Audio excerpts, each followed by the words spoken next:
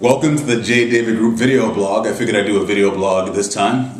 Haven't really had too much of an opportunity to get out and meet people lately, as I'm just had my head down to on the computer looking for candidates from here to Pacific Northwest.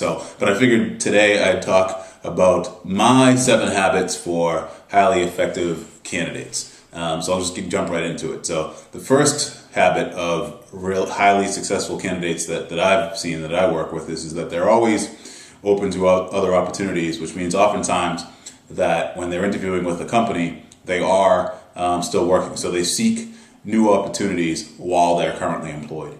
The other thing too is that when they get in front of someone, whether it be on the phone, they have the presence that inspires confidence. I think that oftentimes when one of my clients meets a candidate, that one of the things that if they really like the candidate, it's the way that the candidate carried him or herself and just sort of inspired confidence. The next is they understand their audience and who they're speaking with. You have to be able to read who you're speaking with, whether it's the director of recruiting, whether it's the vice president of sales, whomever it is.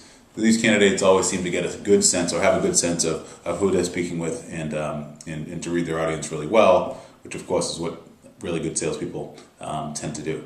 The other thing too is that they show that they're really engaged, and they show they're really engaged by asking really good, insightful questions. It's obvious just by the questions that they ask that they've done their homework, and they're really interested in looking at that particular opportunity. They're not just looking for a job. And the other thing too is, speaking of showing interest, is that they can show interest at the end of the conversation without necessarily showing that they're desperate. And again, going back to number one, if you're seeking opportunities while you're employed, that certainly gives you a certain leverage and a certain disposition that less effective candidates would have if they were unemployed.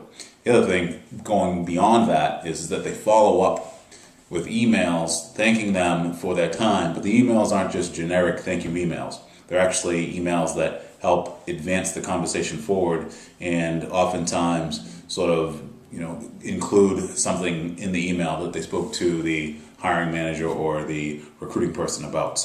And then the 7th and final habit that highly effective candidates have is that they follow up with me.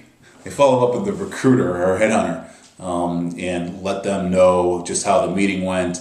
We're able to share some immediate insight, and to really sort of I can get a gauge from them at that point, what their interest level is, but then also help me when I need to give candidate feedback to my clients as well. So that's it, the J. David Group's 7 habits of highly effective candidates. And that's it. See you next time. Bye.